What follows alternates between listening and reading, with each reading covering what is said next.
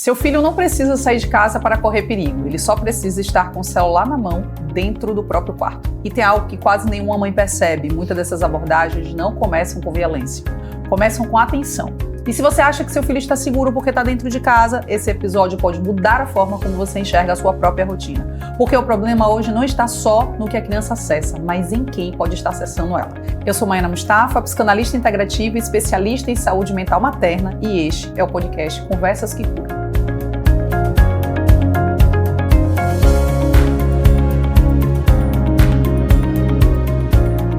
No episódio anterior, nós falamos sobre como crianças estão sendo acessadas dentro da internet, mas hoje a conversa vai mais fundo, porque não é sobre o contato somente, é sobre o que acontece depois. Crianças tendo acesso a conteúdo pornográfico cada vez mais cedo, sendo expostas a discursos de ódio dentro de jogos, entrando em grupos que normalizam violência, automutilação e até a retirada da própria vida. E existe um ponto que precisa ser dito com muita clareza. Isso não chega como perigo, chega como conexão, como pertencimento. E quando a criança encontra fora o que está faltando dentro, alguém vai ocupar esse espaço. E isso não é para gerar culpa em vocês, mãe, é para gerar consciência. Porque enquanto muitos pais acreditam que seus filhos estão apenas jogando, se divertindo, existe um outro mundo acontecendo ali, silencioso e muitas vezes invisível. E para te mostrar o que realmente acontece nesse cenário, eu trouxe novamente alguém que vive isso na prática. Ela é agente da Polícia Federal, atuando diretamente em crimes cibernéticos contra crianças e adolescentes. Renata, que honra ter você mais uma vez. Mãe da Marina, tem que especificar. E minha paciente. Perfeito. São duas características que não pode deixar de ter nunca. Seja bem-vinda de volta. Muito obrigado por ter aceitado o convite para contribuir mais uma vez. Aceitarei sempre. Em qualquer lugar que chame, estarei disposta a conversar. E a conversa hoje é mais sobre. profunda, né? Mais profunda. Porque a gente, quando fez o primeiro episódio, a gente sentiu o quanto ficou algumas lacunas para que os pais eles fossem ainda mais profundos nesse tema e o quanto isso pode gerar realmente uma transformação na forma como esses pais realmente precisam, né, Renata, proteger essas crianças. Porque, crianças e adolescentes, claro, né? Porque quando a gente começa, né, a olhar para o mundo da internet, e isso é muito novo ainda, né, o perigo do quanto essas crianças começam a acessar conteúdos e que elas não estão prontas para acessar, aqui eu acho que começa o real perigo. Renata, conta pra gente, qual a idade mais precoce que você ali, né, já observou que crianças e adolescentes acessando a um conteúdo pornográfico, por exemplo? Sim. Isso são estudos, tá? Que demonstram que hoje a criança tem acessado a conteúdos pornográficos a partir dos 8 anos, tá? Isso é um dado importante e alarmante, porque são crianças que não estão preparadas para ter um acesso a um conteúdo, principalmente conteúdos de internet, que não são vídeos de um sexo que a gente está acostumado, que a gente conhece. São performances. São performances com um certo grau de violência que vai fazer com que aquela criança entenda que aquilo ali é sexo. Aquilo aí começa a normalizar aquele normaliza a violência, normaliza a forma como trata a mulher, né? E vai gerando consequências. Aquela criança ela vai ser sexualizada muito mais cedo, né? Você vai perceber na criança erotização numa idade muito nova, principalmente crianças. O que a gente percebe são crianças que têm irmãos mais velhos. Olha! Né? Que já acessam certos tipos de conteúdo e que vão mostrar para o irmão mais novo. Então, porque não tem esse tipo de orientação dentro de casa. Né? Outra coisa, são crianças que acessam o celular através de um celular de um pai, de uma mãe, que não bota controle parental, né? O YouTube está ali para o pai acessar. O pai acessou um vídeo pornográfico, a criança vai clicar naquele vídeo e vai acessar. Então é um alerta para os pais, quando é um celular, que acontece muito, um celular para toda uma família, você tem que ter esse controle parental. Você saiu do modo que você está vendo, quando o seu filho for pegar no celular, você precisa ativar esse modo. Você precisa colocar em YouTube, o YouTube Kids, você precisa fazer os limites de tempo de uso, né? E aí você consegue isso através de diálogo, mas tem que ter. Porque esses conteúdos, nas palestras, né, que eu dou, eu sempre falo, celular não é brinquedo e internet não é parquinho. Nossa! Né? Então, a gente tem que estar muito atento, porque ali é uma janela para o mundo. Muito perigoso, né, Muito Renata? perigoso. E observe o quanto o celular ele virou um objeto de entretenimento, né? As famílias entendem o quanto o celular é um momento que a criança pode estar se divertindo, o quanto a criança pode ali, inclusive dar esse respiro para dentro de casa, mas o quanto é importante a gente ouvir de alguém que vive isso na prática, o quanto isso é perigoso, o quanto acessar esse tipo de conteúdo e de uma maneira tão violenta, porque vem sem filtro, né? Quando você diz assim, os vídeos que você certamente está acostumado a ter acesso através, né, de investigações, deve ser vídeos que entende? Tem um nível de conteúdo aqui, chegou em talei, porque deve ser um nível de conteúdo aqui, famílias, que causa na mente de uma, ela falou 8 anos de idade, a gente está falando de uma criança, que nessa idade, inclusive, ela está entendendo o que é o corpo, o que são limites. Essa criança está na fase de compreender o próprio corpo, de saber que existe um limite, porque no órgão sexual não se toca, é meu, é do outro. Então é uma fase de grande descoberta e uma fase que os pais eles têm que estar ali com a proximidade da criança, inclusive ensinando essa criança sobre esse corpo, sobre o cuidado com esse corpo, com o dele, com o do outro. E aí seu filho é invadido simplesmente por um conteúdo e que ele não está pronto para ver. Nem de noção de corpo, nem de noção emocional para digerir aquele tipo de conteúdo. Perfeito. E aí, Renata, a mente dessas crianças, 8, 9, 10 anos acessando um conteúdo como esse, como é que fica? Então, vamos lá, você vai fazer alguma apreensão, chega numa casa, tem uma criança. Como é que funciona isso aqui, sabe? Como é que fica essa criança depois de acessar, né, conteúdos como esse? Como é que essa criança, como é que você enxerga o impacto disso, por exemplo? É muito importante a gente falar sobre isso, falar sobre o acesso a conteúdos sexuais, acesso a conteúdos violentos, porque o que a gente tem observado hoje nas nossas investigações é uma mudança no perfil dos abusadores, tá? O perfil dos abusadores até certo tempo eram a grande maioria homens, tá?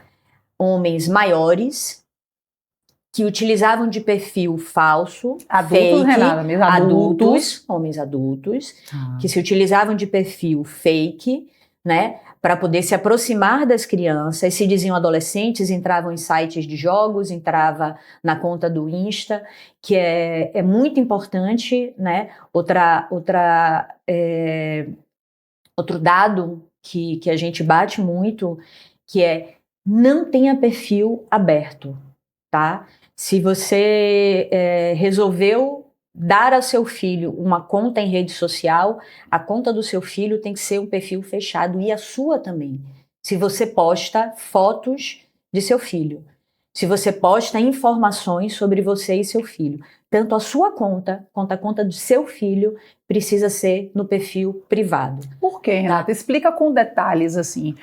Porque, assim, muitas pessoas, quando vai fazer, né, a construção de um login numa rede social, não sabe. A internet é tudo muito novo, né? Esse acesso às redes sociais é tudo muito novo ainda, né? 20 anos não tem, né? Então, estamos falando aqui de é algo novo realmente. Uhum. Acho que tem inclusive menos que isso, mas o advento da internet já deve ter essa quantidade de anos.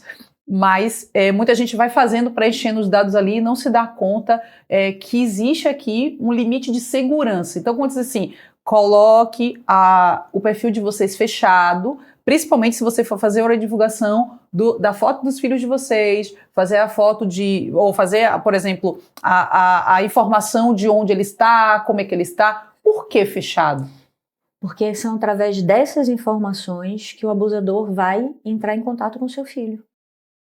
Porque se utilizando de informações que ele pegou no seu perfil, onde ele estuda, o que ele faz, o que ele brinca, que o abusador vai entrar no site de jogo, vai identificar seu filho e vai se fazer amigo. Você estuda não sei aonde, porque ele sabe onde seu filho estuda. Eu também estudo. Eu sou de tal série. Você gosta de fazer isso? Eu também adoro fazer isso. Jogar futebol, brincar de alguma coisa. Então, eles vão colher esses dados para utilizar, para poder usar no grooming, que a gente chama, né? Que é a aproximação do abusador do seu filho, para poder ganhar confiança, para poder se fazer amigo, e de um amigo um namorado, né? De um namorado alguém que está suprindo uma carência, uma lacuna que aquela criança, devido à rotina de trabalho, né, que a maioria de nós temos, né, pais e mães, a gente tem deixado, é uma verdade, né, algo que a gente precisa rever como sociedade.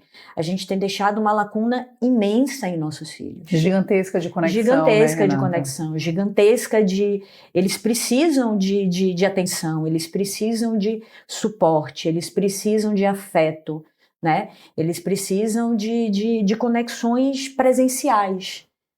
E né? quando isso falta, vem um indivíduo ali, um criminoso vem através da rede social, sabendo exatamente o que ele gosta, onde ele estuda, Perfeito. então criando aqui uma falsa conexão, tipo, eu vejo você, conheço você, sei das suas preferências, e ali começa o processo de encantamento aqui, né, e de uma suposta relação ali com aquela criança e aquele adolescente. Perfeito. Então, quando você fala assim, o perfil é fechado, porque você tem o poder de eleger quem vai estar tendo acesso a essas informações. Um perfil, por exemplo, quando ele é aberto, não é isso? Qualquer pessoa tem acesso a essa informação. Pessoas até que não te seguem, não necessariamente. Perfeito. Né? As pessoas, eles vão ter acesso a essas informações e utilizar isso contra, né? Você, porque vai ser contra seu filho, então vai ser contra você. Então, eu acho que voltando agora, né, para a pergunta, o que a gente tem observado é que esse acesso a conteúdos, principalmente em chats de jogos, conteúdos violentos e conteúdos erotizados, né, eles têm mudado o perfil hoje das pessoas que a gente investiga. Tá? Essa semana que passou, eu fiz 2 relatórios de análise, 2 relatórios onde o meu investigado eram menores. Um tinha 17 anos, outro tinha 14. Ou seja, o quanto isso corrobora o dado de acesso ao conteúdo pornográfico com 8 anos de idade já está formando aqui criminosos por causa da forma como essa criança recebeu esse conteúdo e o quanto, como esse conteúdo, ele não encontrou um espaço. Perfeito. Eu gosto muito de dizer às famílias que chegam muito apreensivas, Renata, Maiana, eu morro de medo do abuso, né? Uhum. Eu tenho muito medo do meu filho ser abusado. E se ele acessar um conteúdo como esse, né? Uma coisa eu digo para a mãe, acessou, não tem como, vou dizer a palavra bem no corriqueiro, não tem como desver, já viu. Perfeito. Né? Viu, já foi. Agora, a forma como a gente vai lidar com isso dentro dessa casa, falando desse tipo de conteúdo, né? Trazendo para aquela criança que aquilo não é uma realidade, porque inclusive essa criança ainda está na fase fantasiosa, essa criança ainda vive fantasia entre o que é a fantasia e uma realidade. Uma criança de 8 anos pode observar que ela ainda consegue entrar muito no lúdico, então ela pode captar inclusive esse conteúdo sexual como algo fantasioso, ela ainda vai ficar nesse movimento de fantasia e realidade.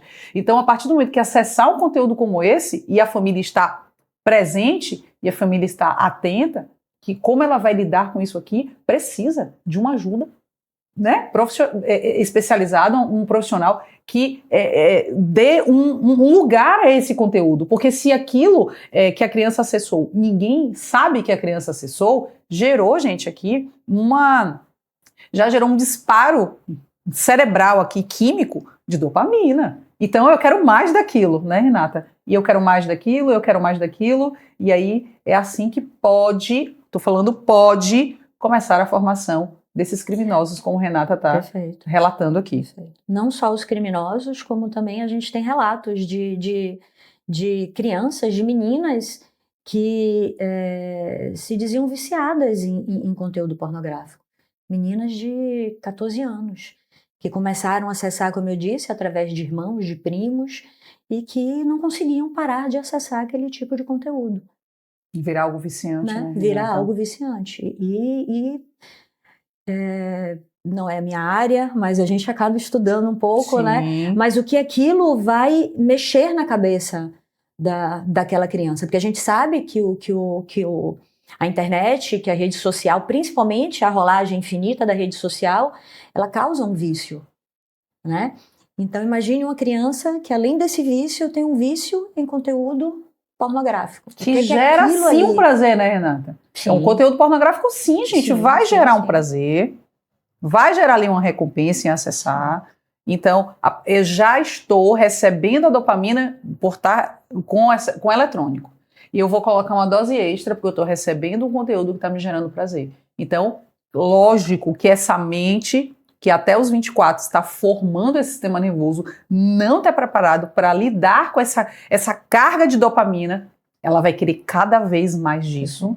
E o quanto isso vai adoecer emocionalmente essa criança, esse adolescente. Perfeito. Então, quando você tem acesso agora a criminosos com 14, 17 anos, Renata, como é, por exemplo, que as famílias, quando você vai fazer a busca e a apreensão, como é que funciona isso? Como é que as famílias lidam com isso? Qual é a responsabilidade das famílias com relação a isso? Conta um pouquinho para as famílias, para que elas comecem a ampliar a visão a gente está muito aqui, lógico, e é nossa ideia hoje do podcast, por isso que ele é parte 2, para a gente aprofundar e ajudar as famílias a ter esse nível de segurança, mas também a gente como família compreender porque a gente pode estar emitindo, a gente pode estar fabricando, Perfeito. Inclusive criminosos. Perfeito. E a partir disso a gente precisa ver um pouco das consequências disso, né? E onde começa isso? Todo mundo já entendeu que isso começa no acesso ao conteúdo pornográfico, uma liberação de celular sem um controle parental, uma liberação de informações por uma rede social, né? Perfeito. Que aqui pode dar espaço para que essa criança seja, por exemplo, acessada ali, né, numa sala de jogos, em uma rede social, mas também possa acessar conteúdos porque tem a facilitação ali desse aparelho, tá? Então,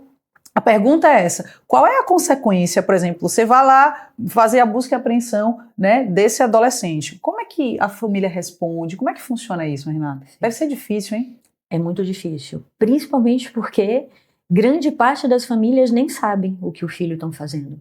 Nossa, Renata. É um susto. A gente chega, né? A gente vai fazer a busca, a apreensão do material e a apreensão do menor, porque o menor ele não é preso, né? Ele não responde crime, ele responde ato infracional, então ele é apreendido.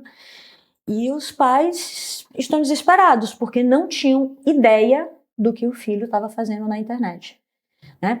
E o que eu percebo muito, como mãe de um adolescente de 16 anos, é que pela primeira vez na história a gente tem um gap geracional gigantesco. Né? Nós somos seres analógicos.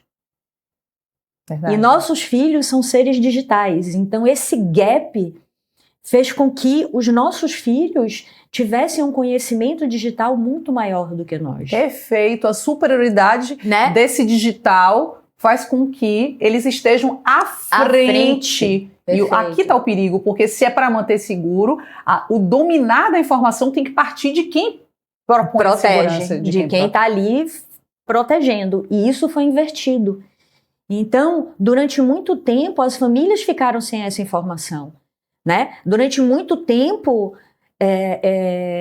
as redes sociais foram utilizadas para viciar os nossos filhos. Durante muito tempo, a gente não sabia as consequências do que a internet estava fazendo, do que a rede social estava fazendo. Foram informações que dados empíricos e científicos foram chegando a gente. Né?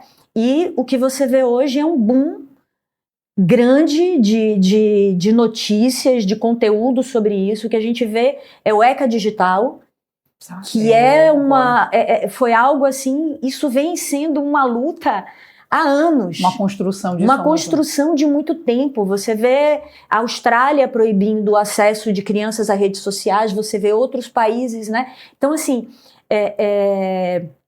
primeiro vem o problema, para depois vir as normas. E né? essa informação desse gap entre a geração, isso é muito importante, porque abre aqui uma clareza com relação à nossa forma de lidar com o digital e o quanto a gente tem uma lacuna de aprendizado. Porque tem um conceito de tipo, a mãe e o pai seguem o flow. Você já sabe ser pai e mãe. Gente, você tem que estudar para ser pai e mãe. E quando a gente fala de rede social, a gente fala de acesso à internet, o teu estudo ele é dobrado, tá? Então, se a gente está trazendo uma informação, que é um dado, onde existe realmente uma lacuna, você tem um filho, uma criança em casa, você tem um adolescente, ele já nasce numa geração digital, você é de uma geração analógica. Ou seja, a facilidade que essa criança, esse adolescente vai ter com o digital é muito superior a você. Então, o que eu estou lhe dizendo é que você precisa correr atrás disso. Né? Você precisa realmente ter acesso a conteúdos que venham viabilizar a forma como todo esse impacto da internet, ele pode reverberar aí na segurança da tua criança e do teu adolescente. Então, essa lacuna é importante porque justifica muito quando você vai fazer a busca e apreensão de adolescente como esse, tá a família, não, mas peraí, é sério isso? Por quê? Porque ela nem sabia o que estava acontecendo, né? Perfeito. Tem consequência, então esse menor aqui, ele vai ser dirigido para algum lugar porque ele não pode ser apreendido, é isso? Ele vai para instituições de correção a menores, né? Ele vai ser apreendido. É a palavra que a gente usa no lugar do preso, mas ele vai ser.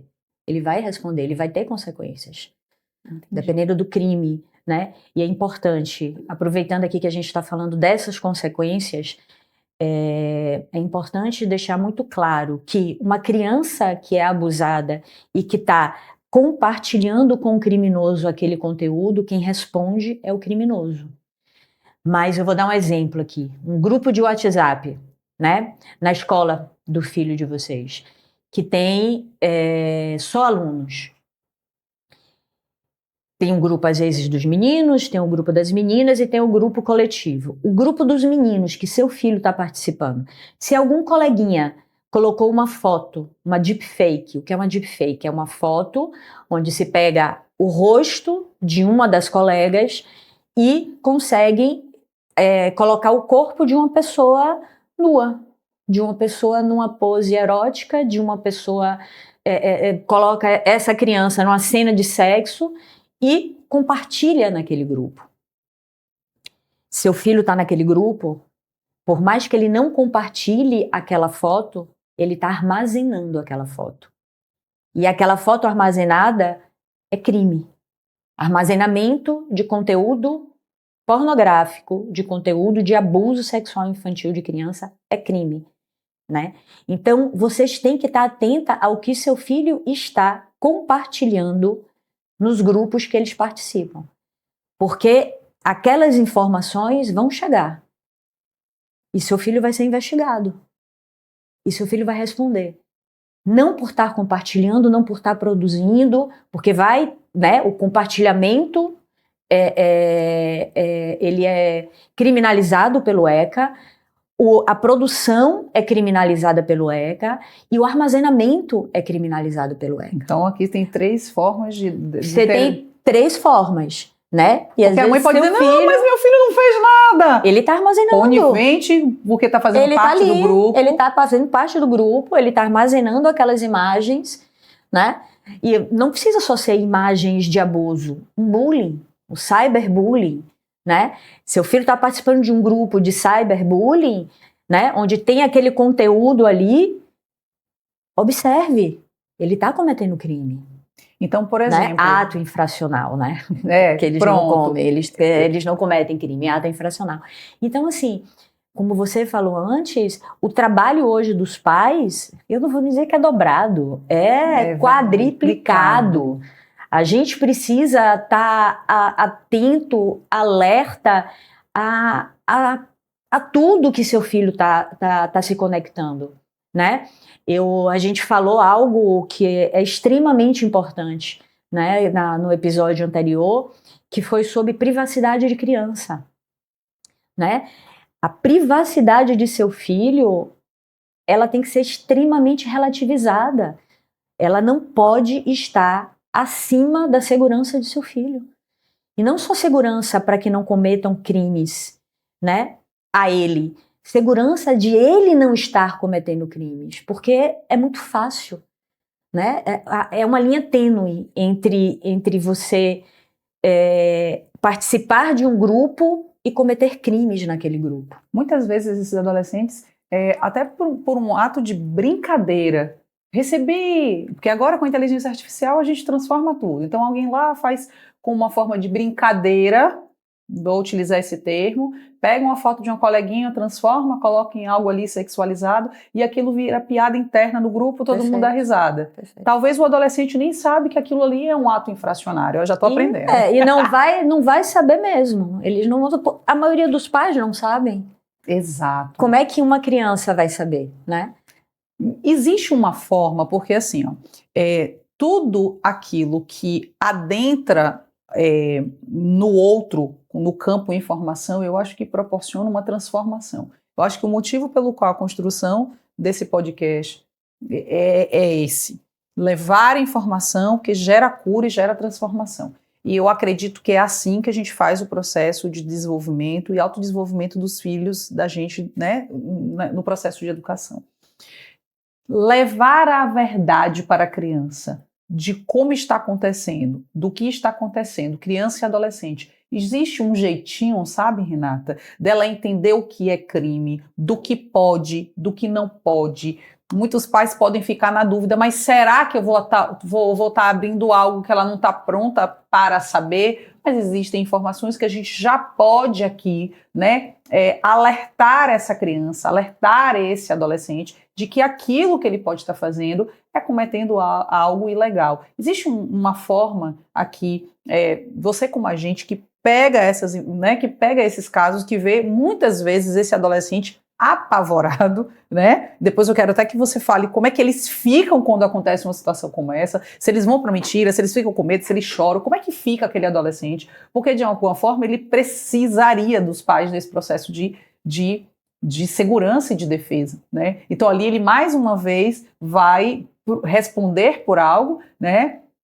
Por uma ausência de proteção. Então, eu digo que o meu podcast ele não é leve, ele é denso exatamente porque muitos pais ficam no lugar de tipo, poxa, Maiana, mas entenda, eu entendo, e por isso que informação faz com que depois você não esteja com a mão na cabeça sentindo a dor de ver um adolescente, por exemplo, responder por um ato criminoso que deve ser muito difícil, não somente para você que é adulto, imagine para um adolescente que ainda não está com aquele sistema nervoso formado, o boom de emoções que aquele adolescente sofre por passar por uma situação como essa.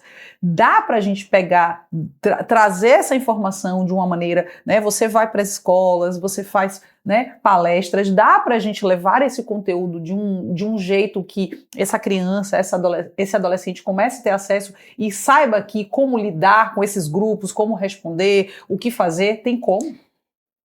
Falando a verdade, educando, trazendo dados, trazendo fatos para crianças, né, adolescentes. Óbvio que a palestra ela é filtrada em certos conteúdos, né? A gente vai muito mais fundo quando a palestra é para os pais, quando a palestra é para os professores, quando é para o conselheiro tutelar. Para a criança e adolescente é um pouco mais lúdica, né? Mas sim, já inicia eles entenderem que o que a gente está fazendo ali, porque quando a gente vai nas palestras, a gente vai ostensivo, a gente vai como polícia. A gente vai mostrar para eles que a gente ali está representando um Estado que protege, mas um Estado que vai punir. Se tiver não seguindo as entendeu? regras.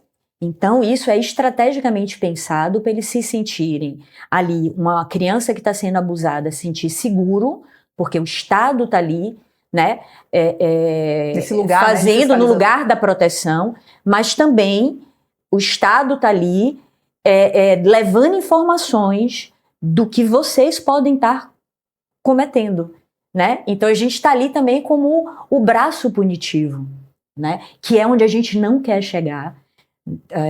A gente, principalmente na Polícia Federal, a gente trabalha muito com a parte preventiva exatamente por esse viés. Porque no crime que a gente investiga, se não houver a prevenção, o crime já causou um dano absurdo, seja a criança que sofreu o abuso, seja a criança que cometeu o abuso, né?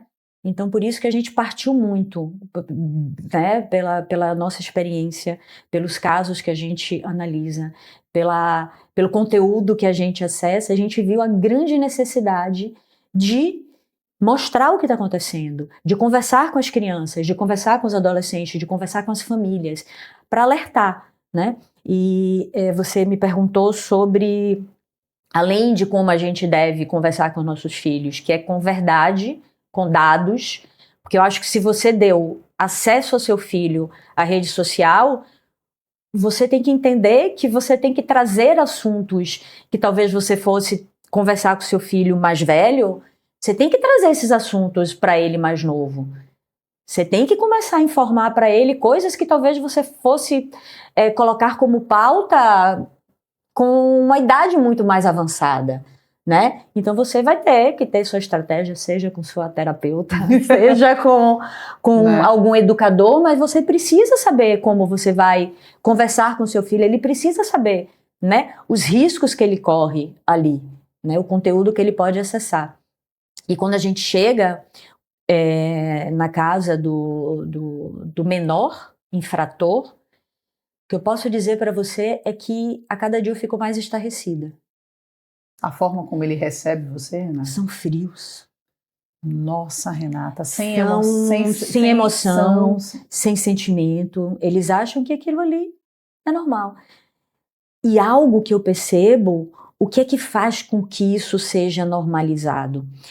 É o sentimento de grupo.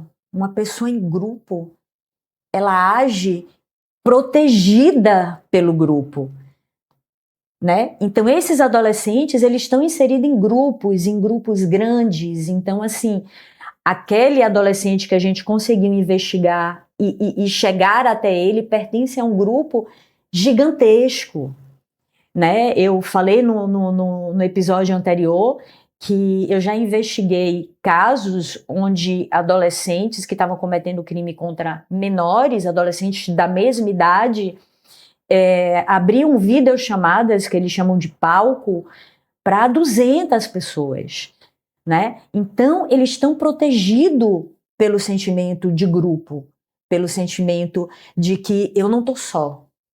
Todo mundo faz isso Todo mundo grupo. faz isso nesse grupo. Existe um propósito do porquê a gente faz isso. Para fazer isso, e eu estou protegido aqui pelo coletivo.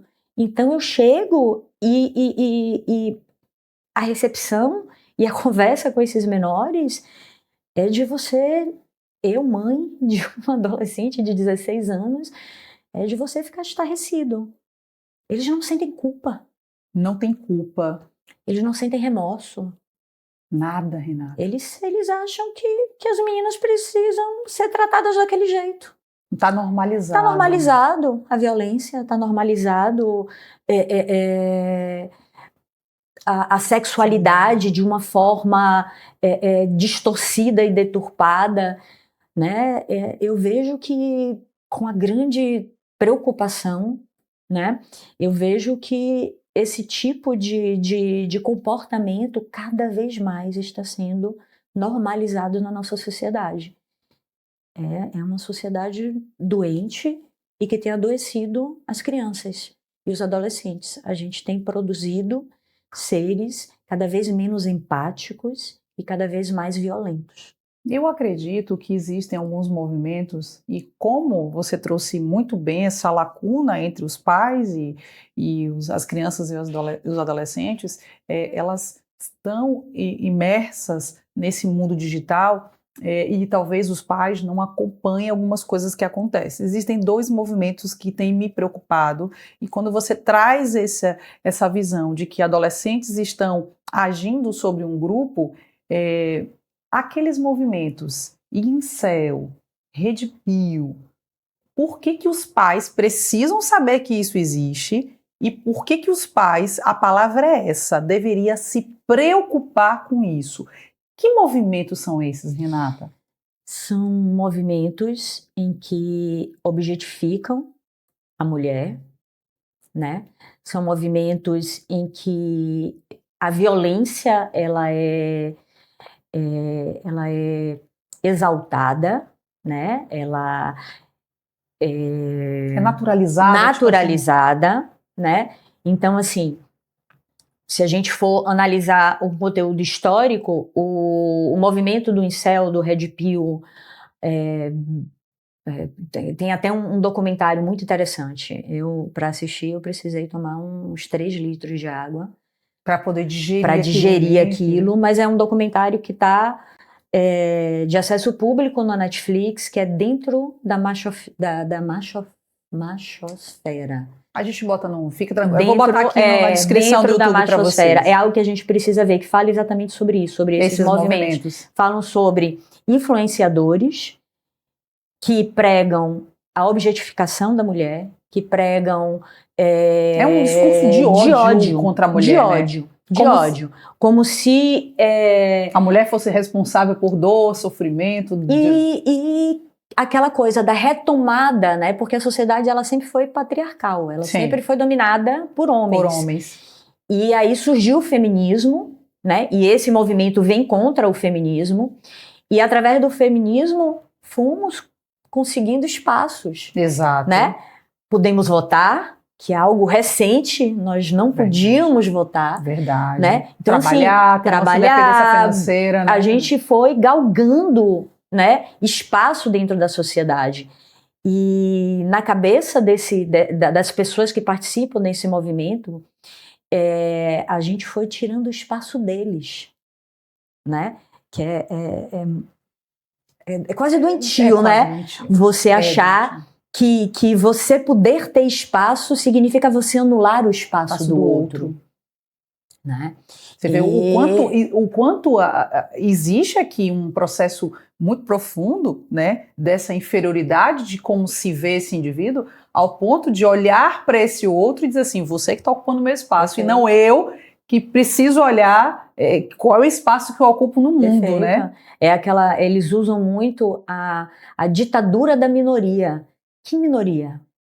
O mundo ainda continua pertencendo ao homem branco, heteronormativo. Exatamente. Entende? E aí quando, de alguma forma, as minorias que sempre foram invisíveis à sociedade começam a ter visibilidade, começam a ter direitos, esses homens hétero, branco, normativo, começam a tentar impedir com que essas pessoas tenham realmente os direitos aceitos. E aí eles vão influenciar, aí surgem, né, esses movimentos. E eles influenciam logo quem? E aí eles vão influenciar pessoas jovens, eles vão influenciar pessoas que de alguma forma não se sentem inseridas na sociedade, porque hoje a gente vive em uma sociedade complexa e complicada, onde as pessoas não se sentem pertencentes por N motivos, e essas pessoas são cooptadas. Essas pessoas participam desses grupos, né? E aí o que eles aprendem? Que a mulher está ali para servi-los, que a mulher é um objeto deles, que a mulher não tem valor, que a mulher é burra, que a mulher pode ser violentada, né? Como eu já vi em alguns grupos com esse conteúdo, desse movimento, é exatamente isso, né? o que gera um grupo de WhatsApp numa escola dizendo as 10 mais estupráveis. É exatamente isso, né? É um objeto. Então, crianças, adolescentes que estão participando desse grupo, que estão protegidas por esses influenciadores, né? O que eles vão pensar? Que eles estão agindo certo. Porque tem alguém influenciando. Pai e mãe. Quando nós não nos tornamos autoridade dentro da nossa casa, e quando eu digo autoridade, é aquela pessoa que seu filho olha e quer seguir. Isso para mim é a verdadeira autoridade. Aquele que ele admira, aquele que ele confia, ele vai encontrar uma autoridade externa, ele vai encontrar um mentor externo e que vai entrar exatamente nesse lugar de eu vejo você, vem aqui que agora você pertence a esse novo espaço. Então olha como Renata traz, são aquelas pessoas que estão se sentindo invisíveis, não vistas. Então, a partir de agora, isso é muito poderoso. Olha isso. Eles colocam inseridos dentro desses grupos e, a partir daí, esses grupos, essas pessoas, elas começam a se sentirem pertencentes. Então, elas vão agir, ainda que aquilo seja ruim para ela e para o outro, porque ela não tem esse filtro, ela está sendo guiada por alguém e ela vai fazer. Então, quando um agente de polícia chega na casa e diz assim, o que você fez está errado, você está preso, não é? Tipo... É um dado também, eu já, em uma dessas apreensões, o menor, ele chegou a falar, né? Eu vou ser exaltado. Se souberem que eu fui preso, eu vou ser exaltado. Ou seja... Você entende? Então, assim... É heróico. Exatamente. Gente, é heróico. Tipo assim, então, você foi até o final, porque certamente você está defendendo tanto a bandeira do nosso grupo, porque se você foi preso, o que você fez realmente, você está conseguindo, né, levar a filosofia do grupo de maneira muito significativa. Perfeito. Que perigo, Renata. Sabe? E aí é potente, porque eles sabem, dentro desse grupo, eles vão obter informações, eles sabem que eles vão ficar apreendidos até uma certa idade, e quando eles saírem, eles vão ser reis dentro daquele contexto que eles pertencem, né? Então, é um alerta e é um pedido, acho que muito mais do que um alerta, porque eu vejo, eu lido com essa situação, se conecte ao seu filho. Se conecte. Não deixe com que essas pessoas se conectem a ele. Não deixe que essas pessoas transformem a mentalidade do seu filho, né? Renata, você traz algo muito precioso desse lugar de conexão e eu vou fazer um complemento como psicanalista.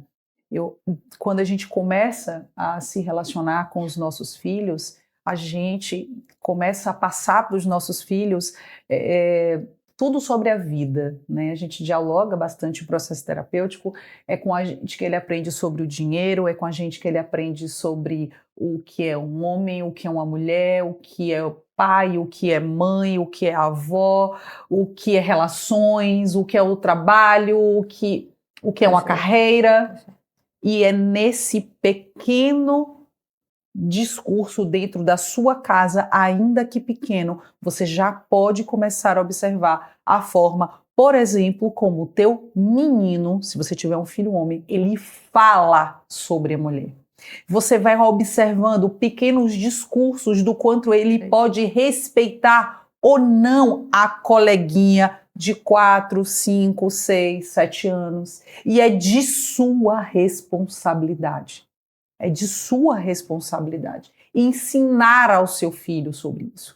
Eu atendo muitos homens também e amo, já disse que amo ter homem set terapêutico porque eles meio que foram doutrinados a não serem cuidados, né? Sim. Então eles tenho que resolver problema, tô pronto, não vou refletir sobre a vida, que isso aqui é perda de tempo. Então quando eu tenho um homem set terapêutico, eu digo, ó, não sai daqui não, viu, homem, pelo amor de Deus. É uma preciosidade. Nossa, segura assim os homens, que é uma beleza ver eles participando desse processo de autodesenvolvimento. E o que eu quero trazer quando eu estou com homens em set terapêutico, né? O que você aprendeu sobre uma mulher? como você lida com a mulher, como você lida com a sua filha, como você lida com a sua esposa. E eu observo muito, Renata, o quanto existe uma raiz realmente de interrupção quando ele acessa a conteúdo pornográfico, o quanto aquilo fere a forma como ele olha para uma mulher. E se tem aqui, né, eu como a psicanalista vou sempre convidar você a olhar para essa relação com a sua mãe, essa relação com o seu pai,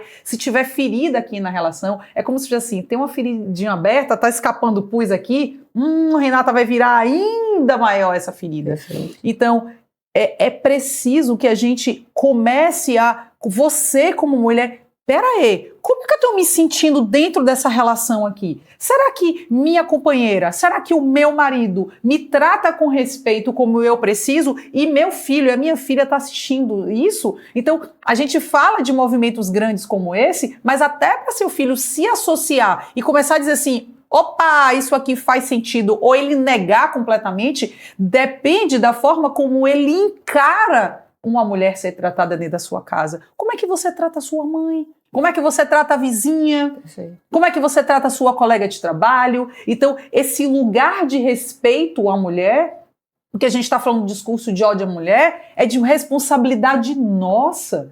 E a gente sabe o quanto o boom do feminino, que foi maravilhoso, mas a gente também foi para um lugar de grande competição, né, Renata? Então, assim, a gente precisa estar atento a esse movimento. Né? Quando eu atendo mulheres e digo o quanto você confia numa mulher de 0 a 10, ela chega a rir, mas não me faça uma pergunta como essa, né? Então é nessa sutileza, mas é nessa compreensão dessa visão de vida, né, sobre uma mulher que abre aqui a primeira ferida, que seu filho pode adentrar ou não grupos como esse. E não dá como psicanalista não te trazer esse ponto de clareza, né, Renata? Perfeito. Tipo assim, se eu sou uma mulher que me respeito como mulher, e minha filha é respeitada, né? O marido da minha filha respeita a minha filha, ela recebe uma mensagem com essa, ela dizer, para, né? Isso aqui para mim não está nem dentro da minha visão sobre a mulher. Ou seja, o que ela criou, o que vocês gostam da palavra de crenças, o que ela desenvolveu de crenças, o que ela desenvolveu sobre acreditar ser mulher, não tem nenhuma conexão com esse discurso de ódio, esse discurso de violência. Mas isso começa dentro da estrutura da nossa casa. A gente está aqui para te dizer o que está acontecendo no mundo lá fora. Mas é de nossa responsabilidade, né, criar essa conexão, como a Renata falou, esse pertencimento e profundamente olhar e refletir as nossas relações com relação a esse respeito à mulher, essa forma de violência. Ai, toda vez que discuto com meu marido, estou divergindo aqui com meu marido, com minha companheira, ela vai lá dar um grito, ele vai lá me dar um gritão.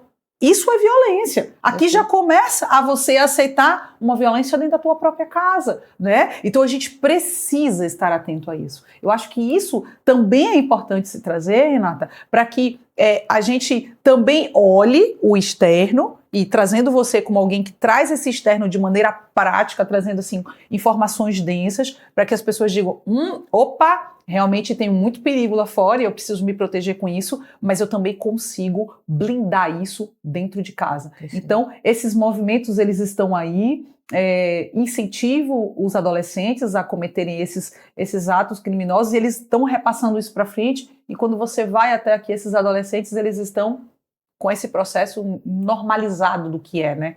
Exatamente. É uma falta de empatia, né?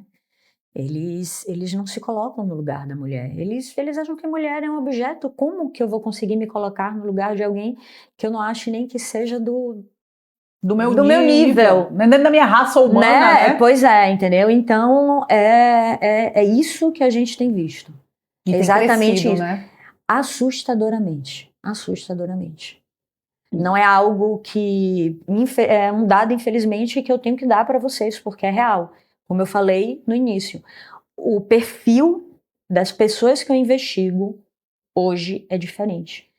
Eu hoje tenho investigado muito mais menores de idade do que maiores de idade. E eu acredito, Renata, assim, sendo um pouco até ousada na forma de falar, que eles, como eles têm essa ideia de realmente trazer até um processo de filosofia aqui para poder trazer esse discurso de ódio para a mulher e violentar a mulher, eles vão no jovem exatamente porque ele sabe que é a transformação da sociedade, né? É o futuro da sociedade. Então ele transforma desse jeito. Então ele termina influenciando o teu jovem, que é o responsável pelo futuro da humanidade, exatamente para o que podemos esperar do futuro da humanidade a partir do momento em que existem jovens que normalizam a violência, que normalizam a objetificação contra a mulher.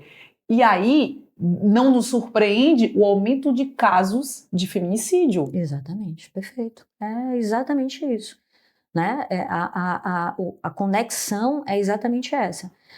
Quando quando a gente tem essa falta de comunicação dentro de casa, quando a gente tem essa falta de aproximação, de doação, de carinho, de atenção dentro de casa, esses jovens vão encontrar isso fora de casa. Esses jovens vão encontrar isso em grupos que, de alguma forma, ou o que a gente percebe muito, Mai, é assim, não só famílias desestruturadas têm gerado adolescentes infratores, tá? Às vezes as famílias são estruturadas, só que são estruturadas num contexto de pouca atenção. Superficial. Quando a gente fala, muitas vezes as pessoas pensam assim, uma família desestruturada, né? Porque não tem a presença dos dois... Ou tem a presença violenta de um e de outro. Às vezes tem os dois, tem duas pessoas que participam da educação dentro da própria casa, porque você pode ser uma mãe solo, você pode ser um pai solo, mas essa criança pode ter acesso, né, a outro genitor, a outra genitora, e isso não se configurar em família, por exemplo, desestruturada. Quando a Renata traz família desestruturada, é exatamente a forma como essa criança se sente dentro de casa em ambientes de violência.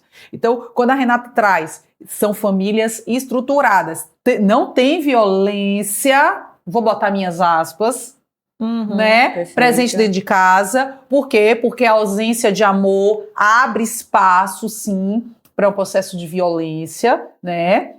Então, por isso que eu coloquei umas aspas aqui. Às vezes, a forma como você se relaciona e se comunica com a sua criança pode ter um viés de violência, né? Um excesso de autoritarismo, sim, pode vir para um lugar, sim, de violência. E Renata está dizendo que ela chega em casas, tem presença de dois indivíduos ali responsável pela educação dessa criança. Observe que eu falei dois indivíduos, não falei pai e mãe, não falei mulher, não falei dois indivíduos, pode ser vó e mãe, pode ser, estou falando de dois indivíduos presentes, dedicados a esse adolescente, a essa criança, e ainda assim eles estarem ali como um criminoso, exatamente porque está faltando esse pertencer, deixar de ser visto dentro de casa. Exatamente. Estamos correndo demais, né, Renata? Exatamente.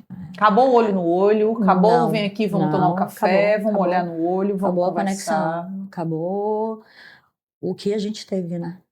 As amizades reais, as amizades e as conexões reais.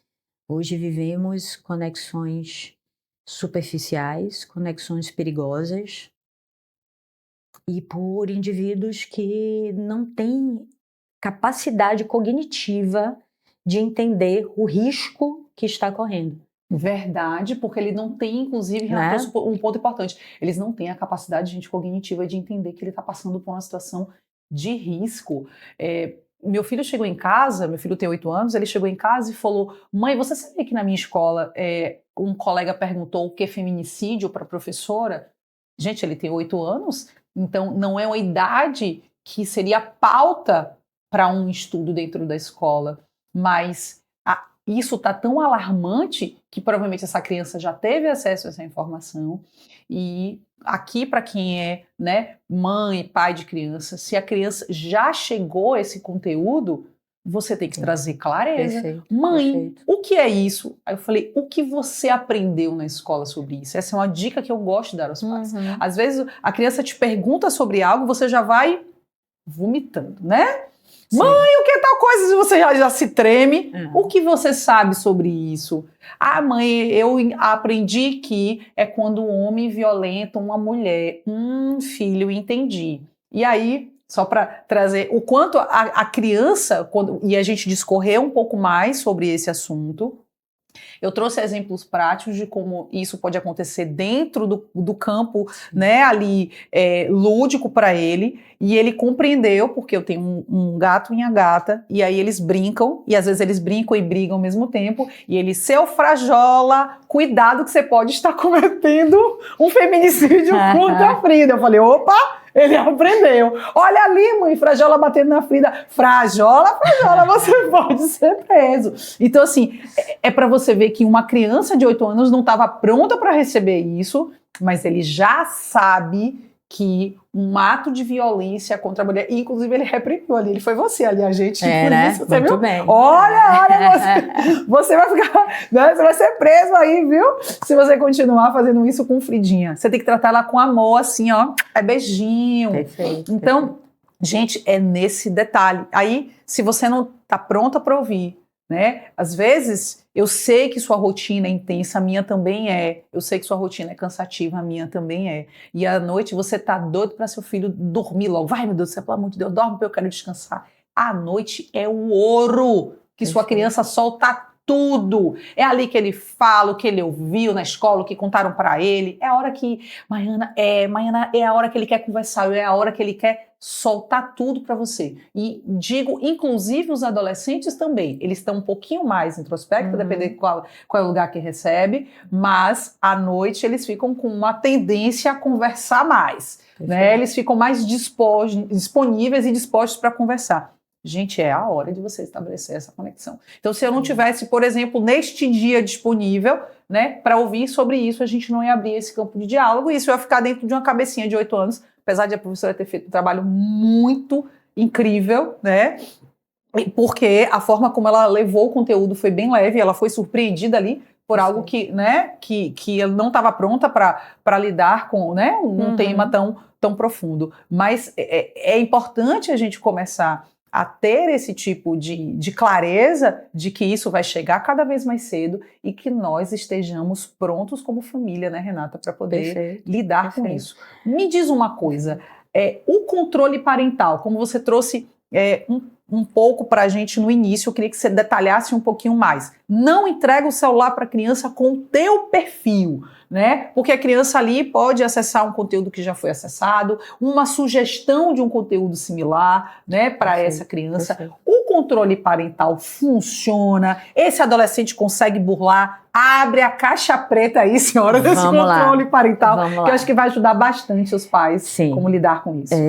O controle parental é importantíssimo, tá? A gente vem brigando com isso, e o ECA trouxe isso agora como uma ferramenta para a família, né? Hoje, as plataformas, elas têm que aferir idade, elas têm que controlar a rolagem infinita, a monetização em relação às crianças, ela é proibida. Isso tem que ficar claro, né? A gente tinha os influencers... Exatamente. Pequenos, crianças ou até adultos, mas que se utilizavam dos filhos para poder monetizar aquela conta. Hoje só pode fazer isso com autorização judicial. Isso é muito bom e, inclusive, é engraçado quanto muitas vezes eu era cobrada por isso, né? De vez em quando eu coloco alguma coisa e aí alguém diz assim, nossa, Maiana, quem me conhece pessoalmente dentro do meu escopo, diz assim, Maiana, se você pusesse metade do que acontece dentro da estrutura da tua casa, com teu filho, né, você, né, ensinaria muito mais coisas. Eu falei, eu posso ensinar de um jeito diferente, porque esse senso de segurança sempre foi algo que, por conhecer as dores profundas dos adultos, é algo que sempre esteve presente, né? Toda vez que ele apareceu, eu perguntei ele, você quer aparecer? Você quer falar alguma coisa? Né? Às vezes eu estava gravando, ele vinha, né? Então tudo que você assistiu, por exemplo, do meu filho até agora, ele sempre autorizou estar ali, é muito depois do que acontece, não é aquela hora que acontece, então sempre tive esse cuidado, e agora cada vez menos vocês vão enxergar ele, exatamente por esse movimento. Então a gente via, e a gente precisa falar disso, o quanto as crianças eram utilizadas para ganhar dinheiro, né? Isso precisa estar claro. Isso não é um julgamento para pessoas que fizeram isso, mas é uma forma de, eu tenho certeza que você fez isso sem saber os prejuízos e as consequências daquilo, mas hoje já não pode associar o teu trabalho a seu filho, a sua filha, seu adolescente, porque isso agora é crime, né, Renata? Não pode, né? Você não pode fazer isso, né? Então, voltando para a questão do controle parental, primeiro que eu acho assim, o controle parental já inicia do exemplo que você dá para o seu filho. Ali é uma espécie de controle, porque não adianta você fazer um discurso sobre utilização de celular e de rede social e você viver no celular. Para ele, aquilo ali vai ser completamente dissonante, né? Tá, pai, tá, mãe, vocês estão me privando de um celular, de uma rede social, eu só vejo você no celular e na rede social. Eu quero me conectar com você e você tá de cabeça baixa no celular. Então, primeiro de tudo seja exemplo para o seu filho. E aqui, Renata, eu preciso trazer isso porque muitas mulheres chegam em sete terapêutico, em clínica, dizendo, Maiana, eu preciso do respiro, né? Eu preciso respirar e por isso eu utilizo o celular. Descansar não é com o celular. E se você está se vendo, mãe, buscando o celular por refúgio, procure ajuda. Por que procure ajuda? Porque isso já ultrapassou, né, o limite do entendimento de um próprio processo de cuidado. Se é a rede social, se é o rolar tela que está te trazendo alívio, você está em grande sofrimento emocional e você precisa buscar ajuda, porque isso, além de estar trazendo prejuízos sérios para a sua estrutura emocional, isso vai trazer aqui uma porta gigantesca aberta para colocar a sua criança aqui em segurança. E esse dado que você trouxe, ele é fantástico, porque imagine, se um adulto ele se vicia numa rede social, imagine as crianças. Perfeito. Se esse adulto está em sofrimento emocional, encontrando o refúgio pela quantidade de dopamina, vou utilizar o termo, suja que você está recebendo, e você tem sistema nervoso formado, imagine uma criança, um adolescente que não está pronto para isso, ou seja, o prejuízo é triplicado. Esse prejuízo está muito maior, significativo. Exato. Então, assim, a dica que eu dou, primeiro, todos os aplicativos, eles têm os termos de uso, tá? Que muita gente nem lê. Eu posso até perguntar aqui, você pai, você mãe, quem já lê um termo de uso de um WhatsApp? Quem já lê um termo de uso de um Instagram? Né? Então, assim, leiam termos de uso. Veja a idade que aquele aplicativo ele é indicado. Veja qual é o conteúdo que está sendo mostrado ali. Ali tem os detalhes. Ali tem os detalhes. Não só, ali tem também a forma de controle parental. Olha, interessante. Tá? Ali tem, por exemplo, o TikTok tem o tempo que seu filho pode usar. Então, a própria ferramenta... A própria plataforma vai lhe dar ali os controles, uma orientação do que você pode dar. Então, é a primeira dica. Outra coisa, o sistema operacional dos telefones, seja Android, seja o iOS, né, do iPhone, ele também permite esse controle parental. Ele permite o tempo de uso, ele permite você não deixar aplicativos serem baixados. Ele ali vai lhe dar uma dica do que você pode fazer ou não a nível de controle no celular do seu filho. Hoje o WhatsApp, né, você sincronizando, você entrando e colocando que aquele WhatsApp é de um menor, automaticamente vai estar conectado à sua conta. Então você vai saber quem está acessando o seu filho, você pode controlar o tempo de uso, você vai saber as conversas que ele está tendo, né? Então, assim, existe no próprio aplicativo, existe no próprio sistema operacional já informações sobre o controle. Existem vários programas e sistemas de controle parental, tá? O Áurea, o Custódio, só que assim, são pagos. Então, o que eu dou a dica tem o Family Link. O Family Link é gratuito. O Family Link você pode instalar em qualquer sistema operacional. Não necessariamente, porque o que ele controla são as contas Google. né? Então, assim, você pode instalar no iPhone, você pode instalar no Android, e ali você limita o que seu filho pode acessar, quanto tempo ele pode permanecer, o contato que ele está tendo, se ele pode baixar aplicativo ou não pode baixar aplicativo. Você vai limitar as regras. O que eu falava muito e que Aqui ele funciona muito... também para esse acesso a vídeos, por exemplo, do Acessa YouTube, dá o YouTube. esses limites. O próprio YouTube tem o YouTube Kids, né? E além do YouTube Kids, você pode também controlar, você pode também especificar o tipo de conteúdo que você quer que seu filho acesse, o tipo de conteúdo que você não quer que seu filho acesse.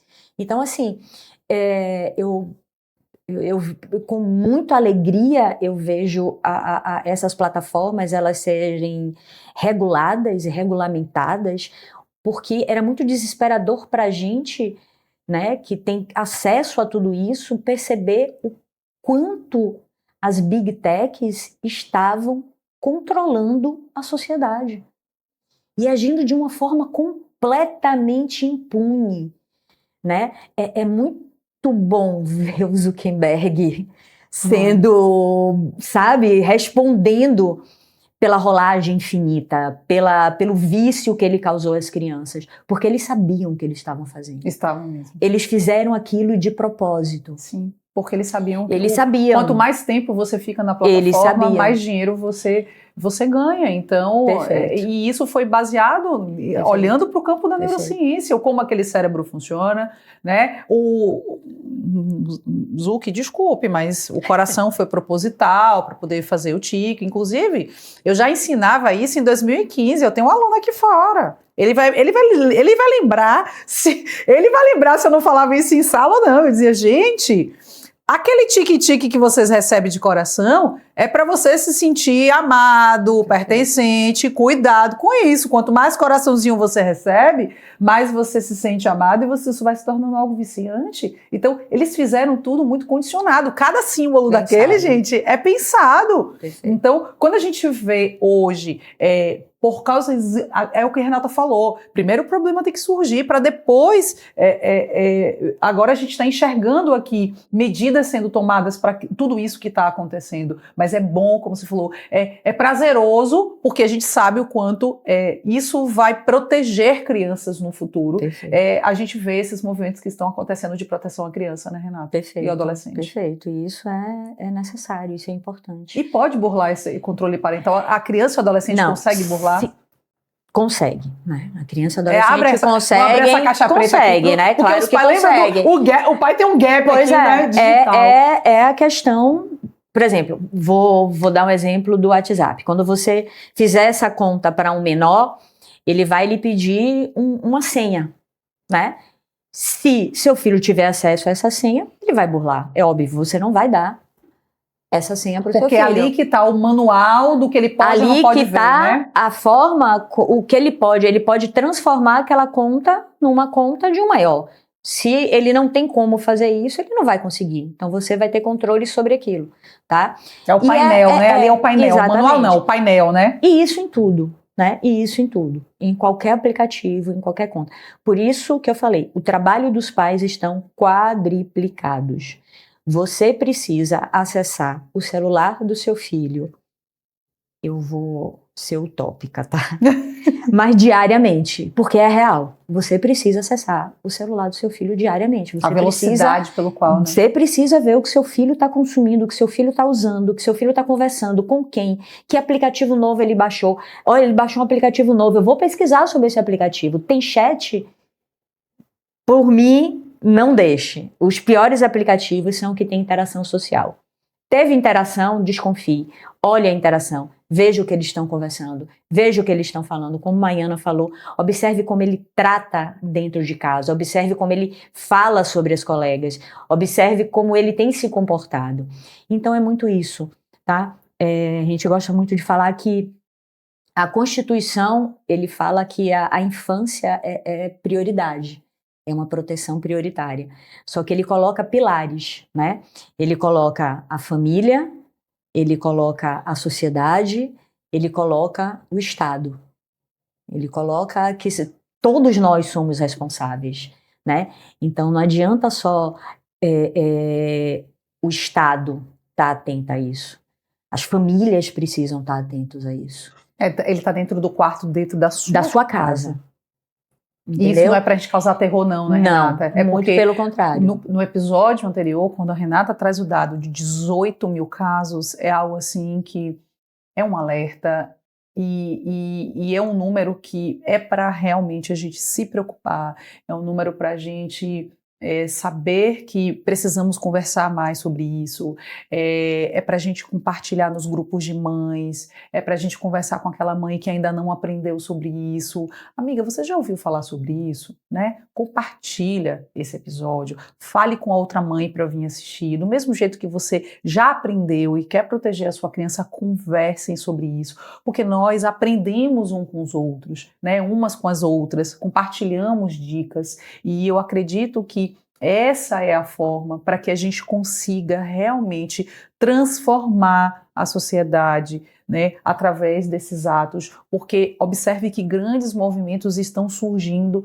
para violentar, para punir, para normalizar algo tão precioso que é a sexualidade, normalizar o que a gente veio há muitos anos construindo, a beleza da mulher, a independência da mulher, o lugar que a gente pode ocupar, e existem grandes movimentos aí para poder deturpar tudo isso, e a gente tem movimentos, mãe quando está com vontade, mãe quando está aqui com determinação, ela consegue também, né, ser essa grande força e gerar um grande movimento para que tudo isso seja revertido e a gente tenha essa força. Então vamos compartilhar esse episódio, vamos falar sobre isso. Você quer falar mais alguma coisa sobre esse controle parental? Quer dar mais dica para essas famílias? O que está no seu coração como agente, né, de polícia que está enxergando esse novo retrato da sociedade, né, e se preocupando? É muito bonito, né? Ela fala, é muito apavorante ver a forma como a sociedade está se construindo, né, esse universo aqui de adolescente. Eu, como mãe de adolescente, meu coração fica pequenininho, e o que eu posso fazer é continuar falando, continuar orientando. Que dica é essa? Você quer falar mais alguma coisa com relação a essa parte parental para ajudar as famílias? Eu acho que as dicas eu já dei. Não tem como eu explicar tecnicamente aqui, mas essas explicações existem, tá? Em YouTube, se você entrar, pesquisar todos os aplicativos, como utilizar cada rede social, como utilizar cada controle parental, você vai achar, né? Existem páginas páginas tanto no Instagram quanto no YouTube. São sites que eu sempre recomendo, é da SaferNet, né? Ali você tem um conteúdo maravilhoso de cidadania digital e de controle parental. A gente tem o Instituto Alana, que é também outro instituto maravilhoso que fala muito sobre essa parte, né? A gente tem o Movimento Desconecta. Então a gente tem hoje muito conteúdo sobre isso. Se informem, procure conhecer, né? Algo que eu acho muito importante é que nós precisamos perder a nossa inocência para continuar protegendo a inocência dos nossos filhos. Perfeito. Então, a gente precisa... A inocência com relação a esse digital. A gente precisa. E esse finalzinho me veio uma vontade de talvez alguém que está assistindo a gente já está experimentando isso, já está vendo que o filho está ali, né? Talvez não foi pego, mas já está percebendo esse discurso de ódio, por exemplo, ou está muito viciado em jogos, ou já recebeu, né, algum conteúdo pornográfico. Qual é a ideia aqui agora nesse finalzinho? Uma família que já passou por isso, né? No episódio anterior você falou um pouco de como você recebe essa família, como fica essa família, e eu queria trazer muito, a gente falou como emocionalmente pode ficar esse jovem, como ele está agora. Então, ele está realmente dissociado ali, você percebe o quanto a relação de afetividade dele está comprometida, porque se ele não sente mais compaixão, ou ele não sente mais esse processo empático, o quanto esse vínculo, essa relação de afetividade, por causa desse novo normal, a violência, já desestabilizou esse adolescente profundamente, né? Mas como fica esses pais? Qual é a dica que a gente pode orientar essas famílias que passa por isso, que emocionalmente também está destruído? No episódio anterior, a gente falou muito da busca dessa terapia, né? Sim. Como é que fica as famílias agora? Tá, gente, acabei de assistir o episódio da Renata da Maiana, eu tô assim, realmente chocada, eu tô vendo esses pontos, o que que eu faço? Emocionalmente falando, como é que a gente você pode fazer essa acolhida, vamos assim dizer, como alguém que está do outro lado e que, se continuar, vai estar num lugar de punir, de fiscalizar. Fala um pouquinho aí sobre esse movimento, assim, da gente trazer esse acolhida, sabe? A pessoa tá ali, recebeu esse conteúdo e tá, meu Deus, não tá no lugar de tipo, tá, vou providenciar para proteger, mas eu já tô com, né? Eu já tô no meio da onda, isso já me engoliu ou já tá me engolindo. Como é que a gente pode acolher essas famílias? Eu posso falar que eu acho que tudo que é feito com empatia, afeto e cuidado, ele é revertido, né? Então, se você está percebendo comportamentos de seu filho que lhe preocupem com o que a gente está conversando aqui, acolha seu filho. Punir, julgar é pior, né, Renata? Muito pior. Porque vai distanciar. Muito. Olha, venha ver esse vídeo aqui, mostrar. Você Muito. pode ser um criminoso. Muito. Gente, uma das coisas e eu sei que é para proteger os filhos de vocês. Às vezes vocês vão para o extremo oposto, e aqui eu, como psicanalista, eu preciso trazer essa orientação. Quando a gente vai para o extremo oposto, por medo, fazendo um terrorismo, ao invés de você aproximar, você faz o quê? Distancia. Perfeito. Né, Renata? Então, a primeira dica que eu dou, seja se você identificou ele como alguém que está praticando atos violentos ou como alguém que lhe trouxe algo sendo vítima, a primeira coisa que eu falo é acolha. Não julgue. Não julgue. Acolha e procure ajuda. Acolha e procure. Se você está vendo que sua filha é vítima, procure a polícia. Procure o Estado, né? Preserve aquele material. Não apague o material, preserve aquele material, porque aquele material vai servir de materialidade para a gente investigar, e procure não só ajuda do Estado, procure ajuda psicológica, porque é extremamente necessário. Não só seu filho, você, procure ajuda psicológica, tá? Porque é você que de alguma forma vai conseguir, ficando bem, ajudar o seu filho. Não adianta seu filho estar se curando daquilo se você está completamente adoecido. Eu percebo muito isso. Eu percebo crianças que são revitimizadas porque os pais não se trataram e não conseguiram ajudar os filhos. Porque é um trauma, né? Total, para a família inteira. Então, se eu ignoro esse processo traumático acreditando que apenas a vítima é a criança, eu termino recebendo aqui uma criança, uma adolescente que passou por um acompanhamento terapêutico e eu não tenho estrutura emocional nenhuma para lidar com aquilo. E uma coisa que eu gosto, inclusive, de trazer aqui para as famílias é que a gente termina responsabilizando uma hora de processo terapêutico ali que a criança vai receber e a criança tem 7 dias na semana, 24 horas contigo, com apenas 1 hora da terapeuta ali infantil por semana. Então, ela tem tempo demais com você comparado com essa profissional, para que você não passe por um processo de também acolhida, de também olhar para esse trauma. Ah, mas eu fiquei ótimo, né? Observe que não tem como ficar ótimo. Eu fui lidando muito bem com isso, né? Vai para uma terapia, porque até a forma como você acredita que pode ter experimentado, vivido essa experiência, pode ser um camuflar de algo muito profundo que pode estar dentro de você. E o profissional pode ter certeza, um profissional com uma boa leitura, ele vai conseguir te ajudar a identificar esse distanciamento, essa frieza dessa sensação que tá ali dentro e não quer aparecer, e você não tá fazendo isso por mal não, é porque você tá inclusive com medo de acessar essa emoção que é aí dentro, essa frustração, e o que lhe causou e que você tá reprimindo, só que isso reverbera nessa criança e nesse adolescente que pode inclusive passar por uma situação similar de novo, né, Renata? Se essa família não olhou para isso, né? Exatamente isso. Então, assim, eu acho que eu posso, né, deixar aqui de experiência para vocês, né? E de última palavra talvez seja o que eu sempre falo, e vou repetir. todas as vezes. Seja o adulto de confiança de seu filho. Renata, muito obrigado por partilhar tanta informação preciosa aqui para as famílias. Eu acho o quanto é o slogan final desse podcast, né? Esse mais um episódio desse podcast. Quero te agradecer demais por ter vindo, por ter aceitado, né, para compartilhar tanta informação potente, porque quando a verdade encontra espaço, a cura começa.